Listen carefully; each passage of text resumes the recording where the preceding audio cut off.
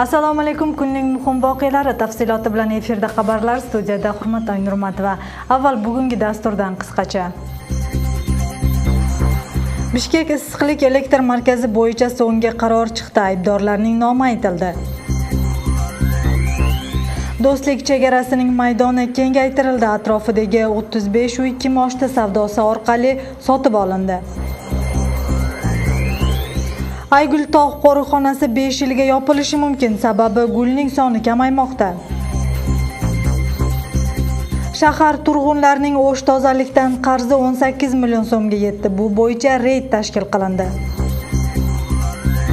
Aravondagi dehqonlar birinchi hosilni olishdi. Karamlar jahon bozoriga chiqishga tayyor.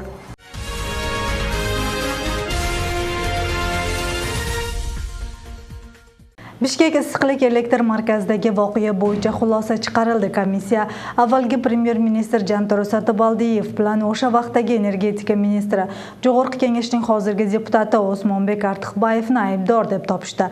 Biroq komissiya a'zolari to'liq holda xulosadan rozi emas. Qirg'iziston fraksiyasi deputati Almazbek To'xtorov qo'l qo'ymagan. Bundan tashqari Is'hoq Masaliyev issiqlik elektr markazi bo'yicha so'zlashuvlarni Atambayev boshlab, O'mirbek Bobanov davom ettirib, Temir Sariyev vaqtida boshlanib, So'ronbay Jeenbekov hukumatni boshqarganda tugatilgan. Demak, bularning barchasi aybdor degan fikrni bildirdi.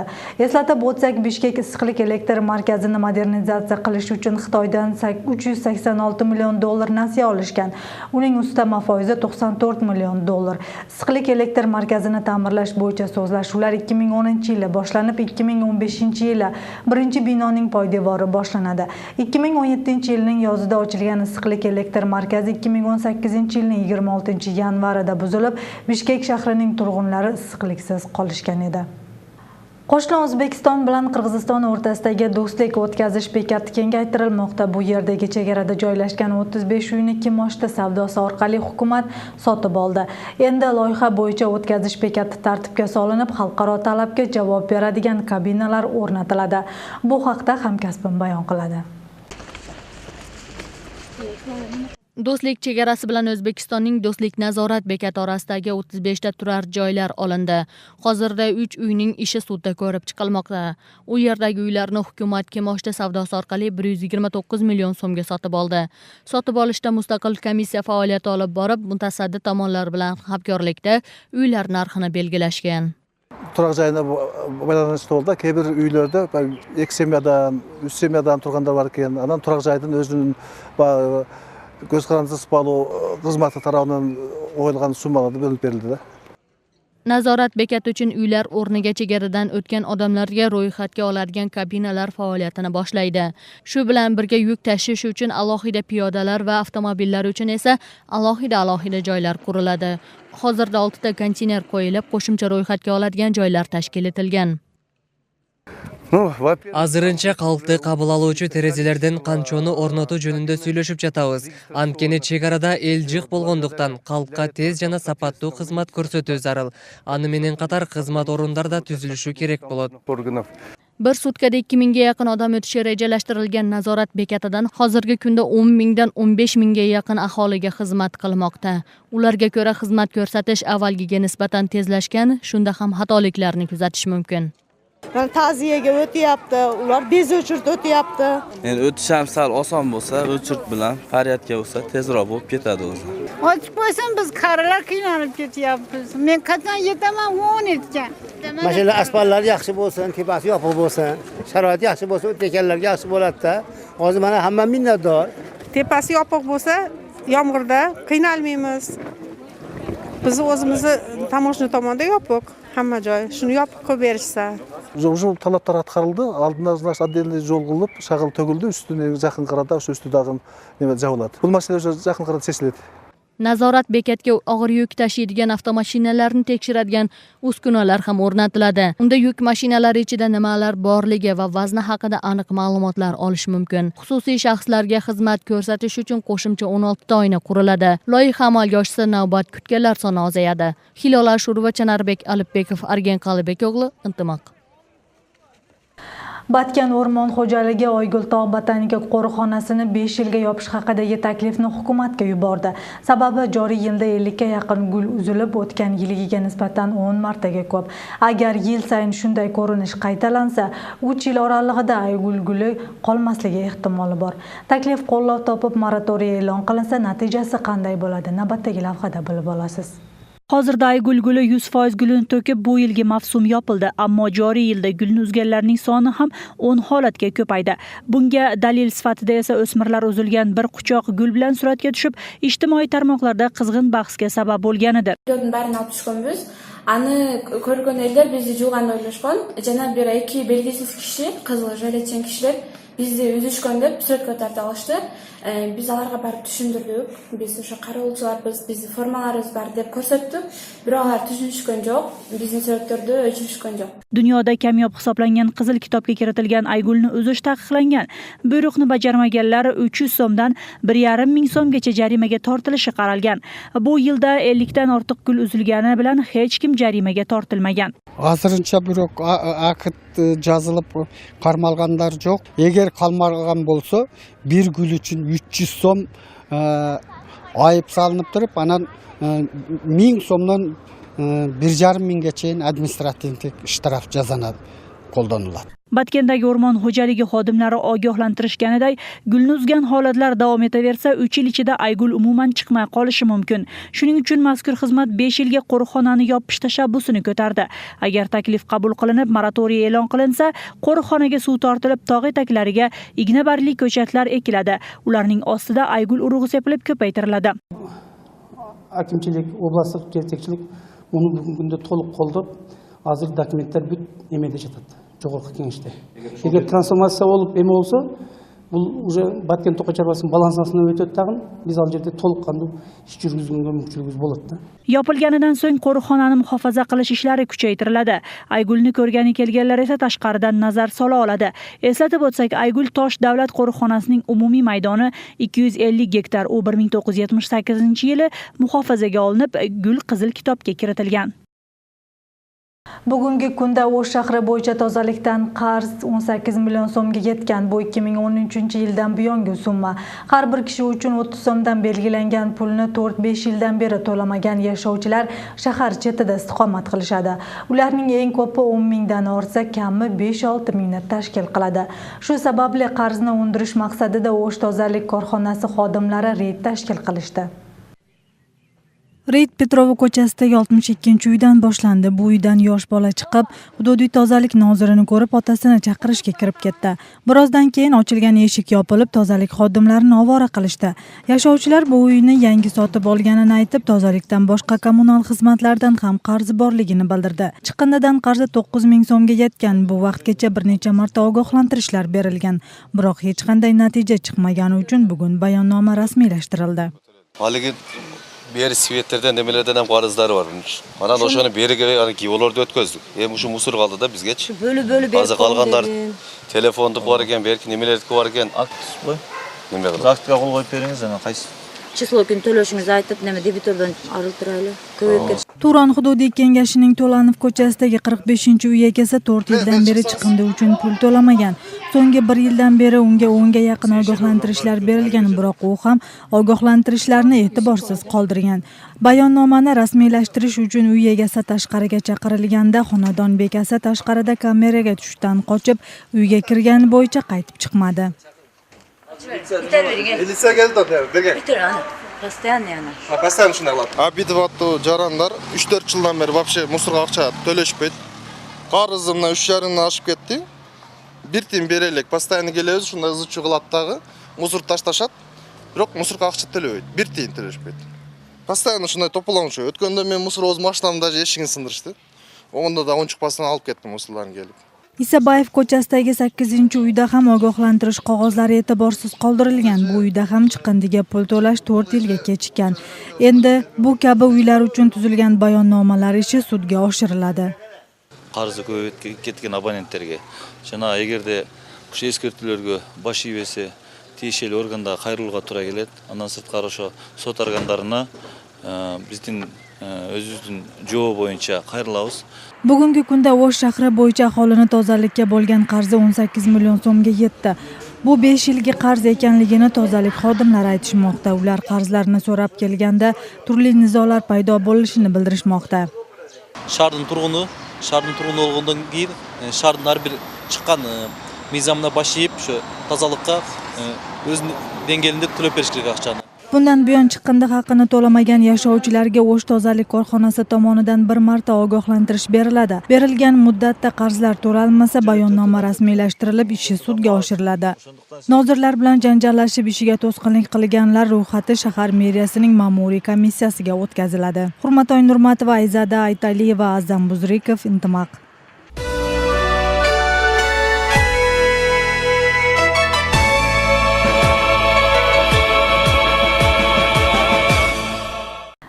Intimaq teleradio kompaniyasining navbatdagi qahramoni O'shning Aravon rayonida bir asr yashagan Ulug' Vatan urushi qatnashchisi Mamzur Burxonov qonli urushda dushmanlarga qarshi artilleriya hujumlarini tashkil qilganlardan biri. U o'z vaqtida vatanni himoya qilishga katta hissa qo'shib, ayni damda qarilik gashtini surmoqda.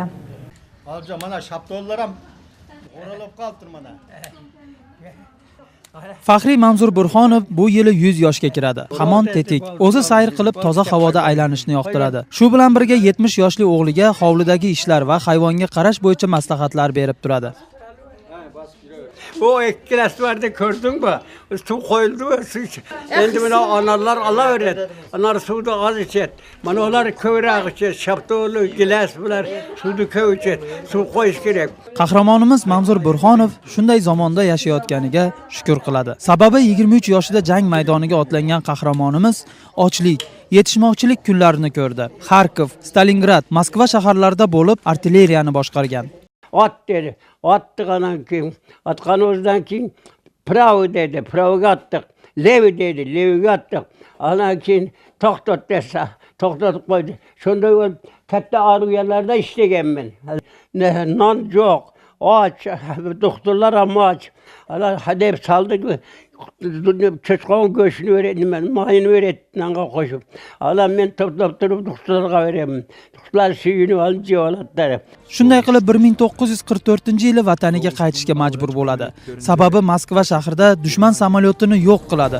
Oyog'i va qo'lidan qattiq jarohatlangan. Hozir sog'lig'i ancha yaxshi. Farzandlari va nabiralarining farovon kunlarini ko'rib, baxtli qarilik gashtini surmoqda. Bizni yaxshi o'qitdi, yaxshi tarbiya berdi. O'shanday tarbiya bergandan keyin qayerga borsak da ishimiz oldiga yurishadi. Qayerga borsak da hurmat qilib bordig'imizni.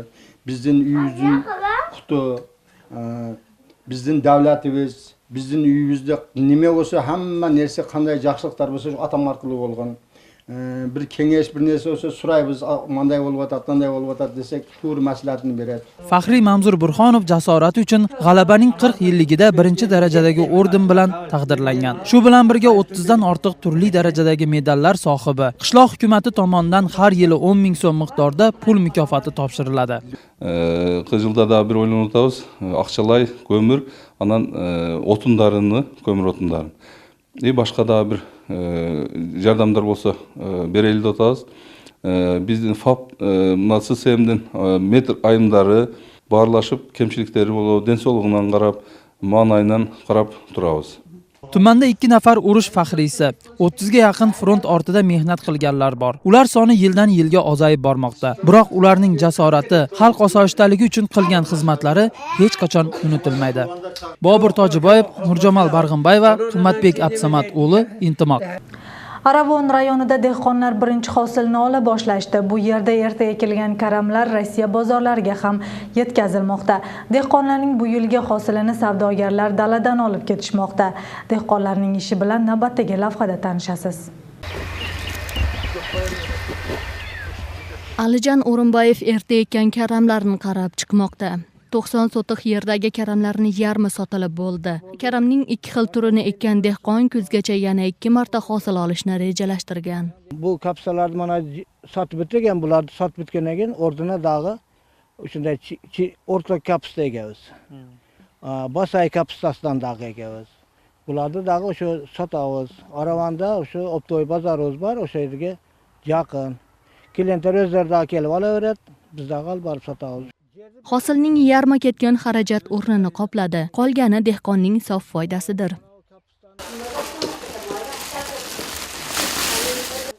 O'rinbayevning oilasi deyarli har kuni bozorga chiqadi. Hosilni o'z vaqtida sotmasa zararga uchraydi. Bu basay kapustasi, bu salat yaxshi bo'ladi-da. Ozgina vaqt ichida tayyor bo'ladi. O'shaning uchun hozir eldir bundagi 2-3 yildan beri yaxshi qo'llanib olyotadi. Rossiyaga bir jo'natib o'tamiz. Anan Bishkekka, Oshko. Aravon tumanidagi 2,5 ming gektar yerga sabzavotlar, undan 300 gektarga karam ekilgan. Bugungi kunda karamning yarmi sotildi. 10 kundan beri hozir kunda ertangi karamlar sotilyapti. Mana 2 kundan beri o'sha Rossiyadan ham klientlar kelib toladan olyapti. Boshqa vaqtlarda O'shdan, Qorasuvdan, Novqotdan kelib klientlar mana shu tolani o'zidan 12 so'm, karam ko'p bo'lib kelsa 12 so'm, ozroq bo'lsa 15 so'mdan sotib olishyapti. Qisqasi hozirgi kunga qaraganda 250-270 tonna kapusta sotildi.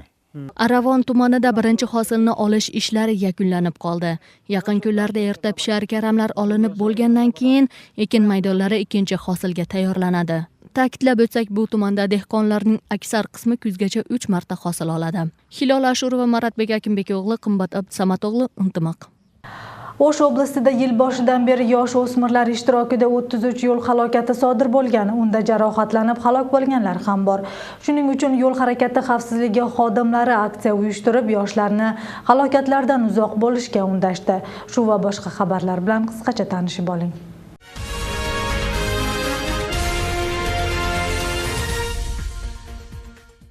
O'sh oblastida yosh o'smirlar orasida yo'l halokatlarini oldini olishga yo'naltirilgan aksiya tashkil etildi. Tadbirda yo'l soqchilari bilan birga o'quvchilar piyoda yurishga chiqdilar. Shu bilan birga turli o'yinlar uyushtirilib, g'olib bo'lganlarga qimmatbaho sovg'alar topshirildi. Ta'kidlab o'tsak, yil boshidan beri 33 ta yo'l halokati ro'yxatga olinib, unda 33 nafar o'smir turli darajada tan jarohat olishgan, 2 nafar olamdan o'tgan. Kunda жол кырсыгы былтырга салыштырганда жаш балдар катышкандаркы азайып атат чындыгында. Ал эми бул мына биздин кызматкерлер ушул жуманын ичинде ар күндө ушул мектептерге барып атайын ушул мектептердин жандарында туруп атайын жол эрежелери боюнча дагы профилактика иштеп жүрүшөт. O'sh oblastida maktablar orasida eng yaxshi Manas yoshlari deb nomlangan tashkilot aniqlandi. Bungacha bu kabi tadbir O'shning 7 tumanida tashkil etilib, g'olib bo'lganlar shahar miqyosidagi tanlovda ishtirok etishadi. Ularga tanishtirish, test savollarga javob berish kabi shartlar qo'yilgan. Ta'kidlab o'tsak, oblastda 500 dan ortiq maktabda Manas yoshlari tashkiloti 1996-yili uyushtirilgan bo'lib, 22 yildan beri faoliyatini olib borib keladi. Бұл эми конкурстун, бұл Манас жаштары уюмунун негизги макташы ушу балдарды лидерлик касиеттин өстүрүү, ошо лидерлик мындай жөндөмдөрүн өстүрүү багытында иш жүргүзүлөт. Себеби өзүн өзү башкаруу мектептерибизде спикерлер иштейт, анан баягы жалпы шайлоодон өткөн депутаттары бар. O'shda mental arifmetika bo'yicha o'quvchilar orasida olimpiada uyushtirildi. Rivojlanish intellektual akademiyasi tashabbusi bilan amalga oshirilib, mazkur tadbirga 13 ta maktabning 108 nafar o'quvchilari ishtirok etishdi. Bu yerda qog'oz va qalamsiz hisoblashlar bolalarni matematik va bilimlarga bo'lgan qiziqishini orttiradi. Mental arifmetika fani Qirg'izistonga 2015-yili kirib kelgan. 2017-yili Turkiyada tashkil etilgan tanlovda Qirg'iziston nomidan borgan o'quvchilar sovrinli o'rinni egallashgan. Bu galgi tanlovda o'quvchilar shu yili Dubayda tashkil etiladigan turnirga yo'llanma olishlari mumkin. Hozirgi uchurda 22-iyunda Dubay shahrida uyushtirilib жатқан Гамма менталдык арифметика боюнча дүйнөлүк ассоциациясы uyushtirup жатқан олимпиадага даярданып жаткан учурубуз. Азыркы учурда бүгүнкү олимпиададан жеңүүчүлөрү ошол жака жолдомо алышат. Dasturimizda xalqaro xabarlar bilan davom ettiramiz. Afg'onistonda xudkushlar bir nechta portlashlarni amalga oshirdi. Unda jurnalistlar halok bo'lgani ma'lum bo'ldi. Portlashni Islom davlati terror guruhi tashkil qilgan. Hozirda bu bo'yicha tekshiruv ishlari bormoqda. Kobulda sodir etilgan qator teraktlar tufayli 30 kishi halok bo'lib, 50 ga yaqini jarohat oldi. Portlashni Islom davlati terror tashkiloti bo'yniga oldi. Hodisa 30 aprel kuni bo'lgan. Birinchi portlashni xudkush mototsikl bilan xavfsizlik xizmatining binosi oldida sodir etgan. Undan keyingisi jurnalistlar yig'ilgan vaqtda ikkinchi portlash bo'lgan. Tasvirchi bo'lib kelgan xudkush to'plangan muxbirlarning orasida o'zini portlatib yubordi. Unda bir nechta jurnalistlar, ko'chada o'tib borayotgan aholi halok bo'ldi. Ma'lum bo'lganiday, ommaviy axborot vositalaridan 8 xodim halok bo'lgani aytilmoqda. Bu Afg'oniston tarixida dastlabki sodir bo'lgan jurnalistlarning ommaviy o'ldirilishi deb belgilandi. Vafot etgan xodimlarning hammasi mahalliy telekanallarda faoliyat olib borgan. Hindistonda 1 yildan beri tez yordam xizmatida mototsikllar xizmat ko'rsatmoqda. Loyihani amalga oshirgan xayriya tashkilotlarining fikricha, mototsikllar tor yo'llarda yurish uchun qulay. Bugungi kunda mazkur xizmat Mumbay shahrida ham ishlay boshladi. Hindistonning Mumbay shahrida tez yordam xizmatiga mototsikllar berildi. Loyiha mahalliy xayriya jamg'armasi tomonidan amalga oshirildi. Mutaxassislarning so'zlariga ko'ra, mototsikl yo'l tirbandliklarini oralab o'tish uchun qulay. Bu usul bemorni o'z vaqtida kasalxonaga yetkazishga yordam beradi. Bu mototsikllar tor yo'llarda yura oladi. Shu bilan birga bemorga birinchi yordam ko'rsatish uchun zarur uskunalar o'rnatib yasalgan. Mototsikl aravasida bemorni yotqizish uchun maxsus karavot o'rnatilgan. Uning ostida nafas oldiruvchi uskunadan tortib bir nechta kerakli tibbiy jihozlar ham bor. Haydovchining orqasida esa shifokor o'rindig'i ham bor. Bunday tez yordam xizmatini bepul chaqirish mumkin. Mototsikl tez yordami Hindiston uchun yangilik emas. O'tgan yilning iyul oyida birinchi marotaba bunday xizmat Chhattisgarh shtatida ishga tushgan. Shu bilan birga Haydarobod bilan Bangalorning janubiy qismidagi shaharlarda ham mototsikl tez yordam xizmati faoliyat yuritadi. Bu kabi xizmat Hindistondan tashqari AQSh, Isroil va Avstraliyada ham mavjud. Endi esa dunyoda bo'layotgan so'nggi voqealar bilan qisqacha tanishib oling. Arman muxolifati lideri Nikol Pashinyan hukumat rahbari bo'la olmagandan so'ng tarafdorlarini yo'llarni yopib Yerevan aeroportini qamal qilishga chaqirdi. 1-mayda Armaniston parlamenti premyer ministrlikka muxolifat lideri Nikol Pashinyan saylanishiga qarshi ovoz bergan. Uning nomzodligini 45 deputat qo'llab, 15 nafari qarshi bo'ldi. Pashinyan shu kuni kechda Yerevanning markaziy maydonidagi tarafdorlari oldiga kelib, fuqarolarni 2-may kuni itoatsizlik aksiyasini qayta tiklashga chaqirdi. Armaniston qonunlariga ko'ra parlamentning maxsus majlisida bosh vazir saylanmaydigan taqdirda u holda 7 kundan keyin qaytadan saylovlar bo'lib o'tishi ko'zda tutilgan. Agar ikkinchi urinishda ham bosh vazir saylanmaydigan bo'lsa, u holda parlament tarqatib yuboriladi va qayta saylovlar o'tkaziladi. Qozog'iston 1-may kuni xalq birdamligi kunini nishonladi. Uning asosida Ostonada prezident Nursulton Nazarboyev ishtirokida bayram tadbirlari uyushtirilib, dirijor Nurlan Bekenov rahbarligidagi 500 do'mbirachidan iborat orkestr taniqli qozoq bastakorlarining asarlarini ijro etishdi. Mahalliy nashrlarning ma'lumotiga qaraganda, orkestrning eng yosh ishtirokchisi 10, eng keksasi 74 yoshda. Bu o'zgacha fleshmobga tashkilotchilarning ro'yxatidan o'tgan barcha xohlovchilar qatnashgani aytilmoqda. Bundan tashqari Olmaotada yig'ilganlarga bepul palov tarqatilib, Chimkentda xayriya yarmarkasi bo'ldi. Tojikiston-O'zbekiston avtobus harakatini 15-may kuni ochish rejalashtirilmoqda. Bu haqda 1-may kuni Osiyo Express korxonasining direktori Sulton Kamolov xabar qildi. Uning so'zlariga qaraganda, Tojikiston tomon avtobus qatnovini ochishga to'la tayyor, lekin hozircha O'zbekiston tomonining yo'l haqi narxi haqidagi qarorini kutib turibdi. Kamolov dastlab Xo'jand, Toshkent va Panjikent, Samarqand yo'nalishlari bo'yicha qatnovlar ishlab, ikki o'lkaning boshqa shaharlarini birlashtirgan qatnovlar keyinchalik ochilishini qo'shimcha qildi. Tojikiston transport vazirining o'rinbosari Sherali Ganjalzodaning so'zlariga qaraganda, ikkala mamlakatning avtomobil yo'llari yo'l harakati xavfsizligi talablariga javob bersa-da, ularning ba'zilarida ma'lumot beruvchi qo'shimcha belgilar o'rnatish zarur.